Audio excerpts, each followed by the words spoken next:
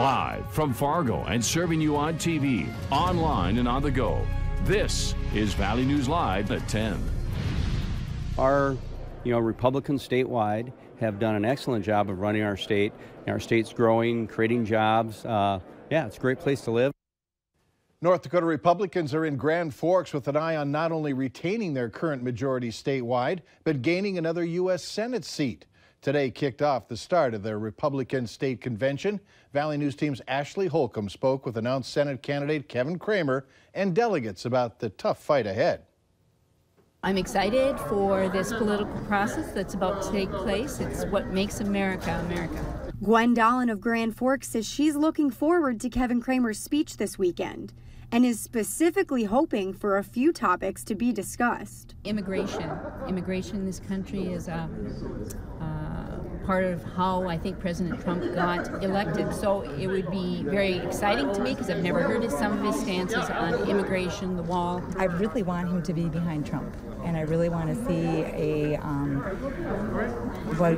conservative process brought through, because I really think that we hold on to family values here, and I really think that those are the core values of an America that can be held together. Kevin Cramer knows he's in for a tough fight.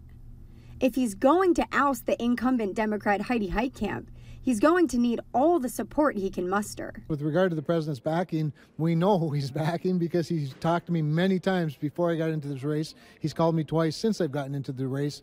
Congressman Cramer says he also plans to touch on his own concerns. The money. I mean, you have to raise a lot of money. She's already raised probably close to $10 million.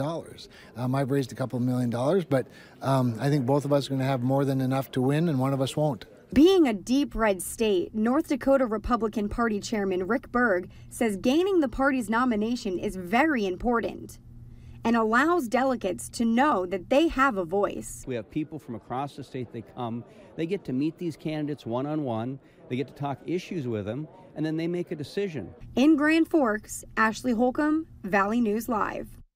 Cramer is scheduled to get the nomination officially tomorrow. Look for coverage here on Valley News Live. That convention runs through Sunday.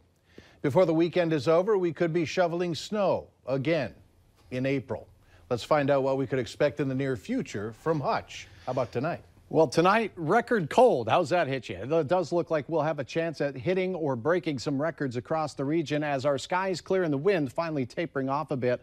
Speaking of that snow, that begins Sunday morning out west. By the midday hours, it'll be pushing into the southern Red River Valley in eastern South Dakota, working its way into southern Minnesota as we go into the evening hours. As it quickly dries up and exits, it does not come with a particularly strong amount of wind. Snowfall is expected for most to be a trace to 3 inches, but down by the South Dakota border, we may see a little more. Winter storm watches in the far south, winter weather advisories posted out to the west. Right now, though, the temperatures are dropping quickly from Williston through Bismarck and Jamestown and into the Southern Valley, and that's where I think we'll have the best chance at seeing record low temperatures first thing in the morning. Be prepared for a cold start to Saturday. We'll have hour-by-hour details on that. A little bit more fine detail on the snow system coming through Sunday in a few minutes. All right, thanks, Hutch. And make sure you have the Valley News Live Storm Team weather app so you can keep up with the weather anytime, anywhere. You'll get the latest forecasts and conditions so you can plan your day. Just search VNL Weather in the App Store. Download it for free. The Fargo School District is poised to buy land near Davies High School. Soil testing on the 78.3 acres near the high school came back favorable for development. The district has said the land could possibly be used for a middle or elementary school.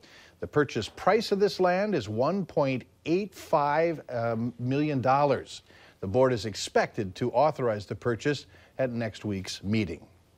Improvements are being looked at for Minnesota's sex offender treatment program. It's part of Governor Mark Dayton's proposal calling for the improvement of state facilities. The governor has proposed more than $32 million to ensure the program remains well equipped to treat offenders. Some of the money would also go toward building 2 secured facilities on campuses for sex offenders who have medical needs and need an assisted living type setting, and also create more bed space to house more people who need treatment.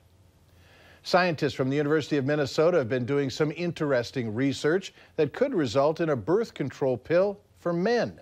They've been testing a new compound called Wabane with rats. In smaller doses, it can be used to regulate heart function. They worked with it and found that Woebane can be effective in paralyzing sperm. And there were no side effects in the rats that they tested. Almost 50% of all pregnancies in the United States are still unintended. That's a very large number, and that's why we are excited about providing potentially some other means of contraception where, I guess men could participate in a new way. Researchers say this pill could be on the market in about 10 years if all goes well. We could start seeing fewer overdose deaths soon. For the first time in more than a decade, the U.S. Surgeon General issued an advisory asking more people to start carrying Narcan, which is the drug that stops opioid overdoses.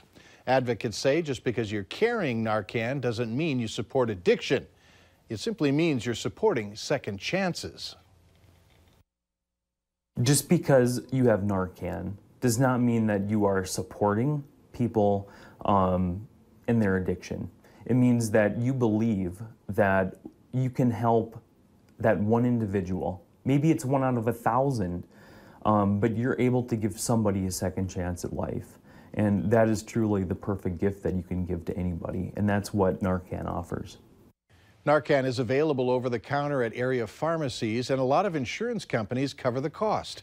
For more information, visit us online at valleynewslive.com. The recovery continues for a Moorhead woman who suffered serious injuries after being ejected from her vehicle on I-94. Danielle Pitson, also known as Nella, is currently in a coma at Essentia Hospital. Today, family and friends tell us that Nella is doing better. Pitson was thrown from her vehicle after crashing on I-94 Monday. She was driving home from work on the interstate when she lost control and ended up in the westbound lane before slamming into another vehicle. Her family has set up a GoFundMe page, which has already raised nearly $7,000. And we have a link to that page on our website. Go to valleynewslive.com and click on this story. The West Fargo Police Department welcomed 4 new patrol officers to the force today. Annie Brewer, David Sari, Devin DeMain, and Dawson Rogstead were sworn in by Chief Heath Yonke. This during the department's annual awards banquet. The officers will be working their way through training over the next few days. Chief Yonke says the additions are much needed. Adding members to the force was one of his main goals when he was named the new chief last summer. There's plenty of support for Make-A-Wish North Dakota, and tonight was a perfect example. The fundraiser at the Hilton Garden Inn in South Fargo sold out. Chris Berg was the MC for tonight's event, which was more than just raising money. Organizers say it aimed to provide an inspirational connection to the group's mission and highlighted the lasting impact of wishes.